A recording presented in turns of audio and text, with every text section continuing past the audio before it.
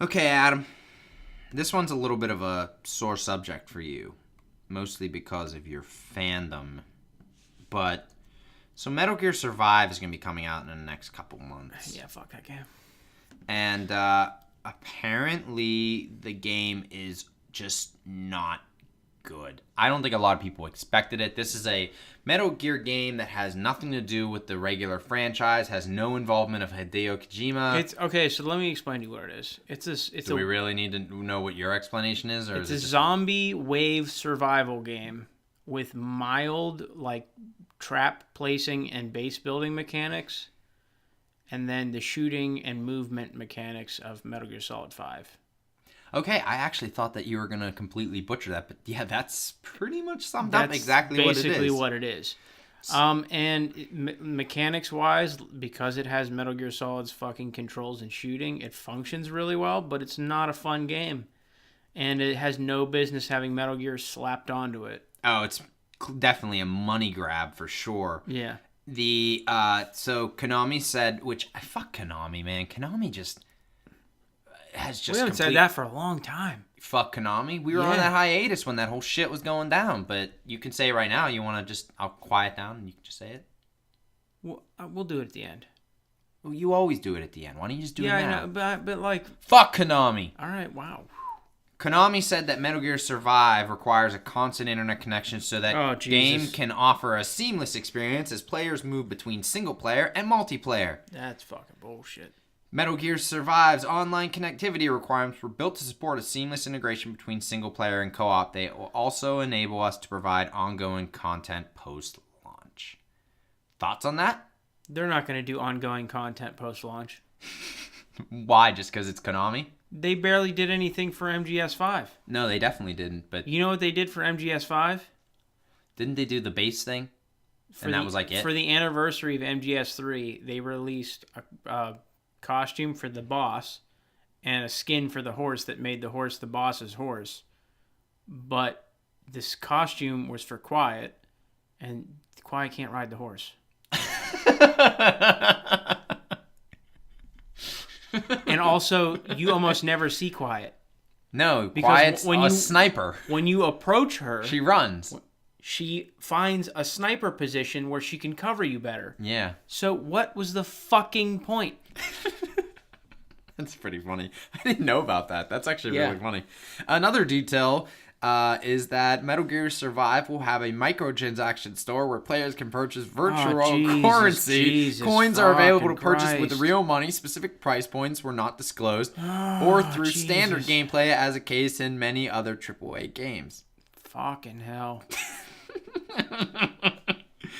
The image above, I'll post this image. I'll save this image for just so that we can have it for whenever I post at the bottom of the screen here. Yeah. But it pretty much it is ridiculous. It looks just like a store. It's so fucking bad. The image below, including boost passes for various duration of time, but bear in mind that the game is not finished, and as such, things could change. So if people bitch enough, it'll change. But nobody's gonna bitch about this game because nobody fucking cares about this game. The one thing about this game is I was watching gameplay, and yeah, what Adam said, it is just a zombie survival trap game. Yeah, like you place traps on the ground. You can kind of build a base. It looks like you can place fences and stuff like that. From the trailer, it looks like you are on the base at the beginning of, or I guess at the. Okay, you remember Metal Gear 5 a lot. Yeah. So I don't know all the terms, but the base that's getting blown up at like the beginning of the game or at the end of Mother Base? Yeah. Mother Base being blown up whenever boss is getting on the... Oh, yeah. I think there's going to be more than one environment, but to be honest... No, it looks like they get sucked into a fucking portal. Yeah, that's what it is. It's like the people who blew up on Mother Base didn't die. They got sucked into an alternate dimension. It's fucking stupid. With, like, headless zombies, and then there's, like, a zombie with a big fat fucking head, and it looks like... It looks like they're just the fucking same zombies that you've been shooting since Left 4 Dead.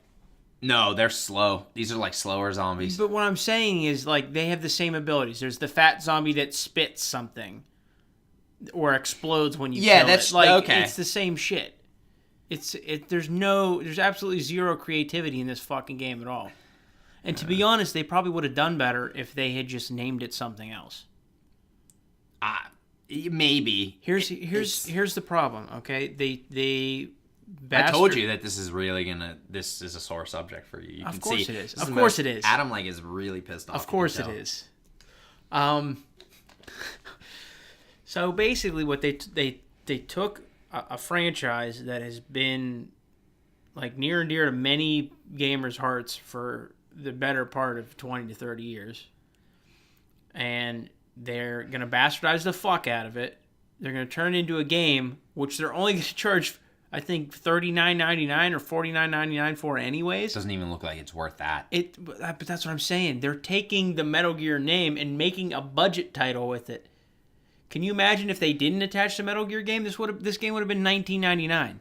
Yeah, I agree. And that's what it should have been. It should have been a $19.99 downloadable title with a limited physical release. But because it has Metal Gear on the front of it. Yeah. They're going to fucking gouge the fuck out of you. Yep. In terms of length, Konami brand manager Jennifer Song told GameSpot that you can expect the game to take you 15 to 20 hours to play through the campaign. Of course, your mileage may vary as everyone plays games differently. Also, the game has co-op and multiplayer so that there are more reasons to come back and play more beyond the campaign. This campaign looks like paper fucking thin. Like, how fucking deep can this thing fucking go? Like, really? Like, I was watching the beta. What, you don't want to upgrade your fence quality? The funniest part was they actually did like realism where a guy was hitting the fence with the machete, trying to hit the zombie, and was not hitting the zombie but was damaging his fucking fence.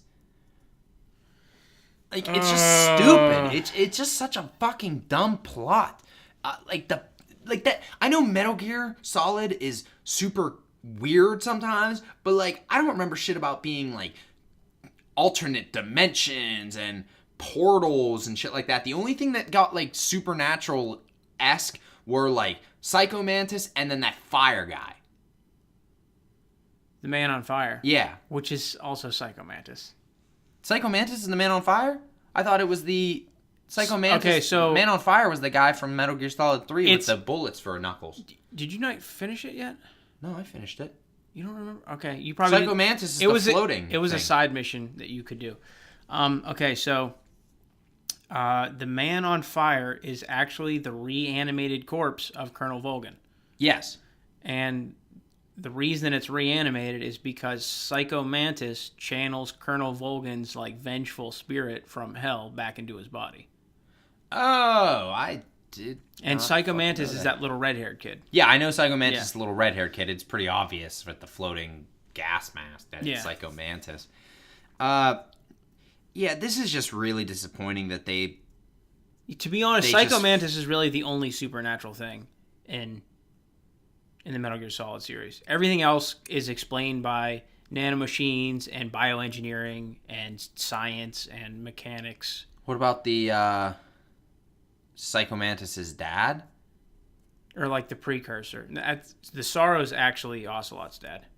Oh, the Sorrow. That one where you like walk I guess he's a psychic too. Yeah, so he walk through the lake of all the dead people. Yeah, so those are the only two things that are actually like, not scientifically accountable for. Yeah. But portals and zombies just I don't know. There's just something that just does not work for me with this. It just sounds so fucking stupid. I fucking can't stand it.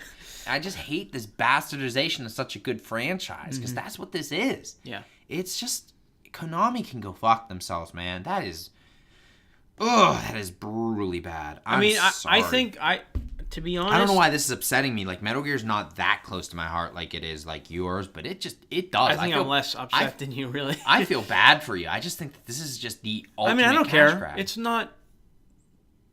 Metal Gear is over. Yeah, Metal Gear is definitely... Everything that needed to be explained to me was explained in enough detail. The only thing that was missing was, like, a story about the boss fighting the Nazis in World War II. Yeah. Which, we kind of get that backstory anyways, in her backstory in 3. Yeah, it's so kind of hinted at, yeah, definitely. I mean, she talks about it. She talks about her and the Cobra unit, fighting in World War II against the Nazis with the Allies. But, I'm not really that. A lot of people don't like Metal Gear Solid 5 because it was unfinished. And there's a little bit of truth to that. No, I'm not saying there isn't. There's a lot of criticisms to be made about that game. But for the circumstances... Its gameplay is not one of it, though. No, exactly. Its gameplay is the fucking finest in the entire series. Yeah. And for the circumstances that it was undergoing at the time, I'd say it turned out pretty fucking good. Okay. We'll leave it off. Oh, do you want to... I was just going to say that, like, I don't care. Metal Gear Survive is not Metal Gear. Anybody with a fucking brain knows that. Well, hopefully people have brains and realize that and don't purchase that piece of shit. I mean, we do live in America, so.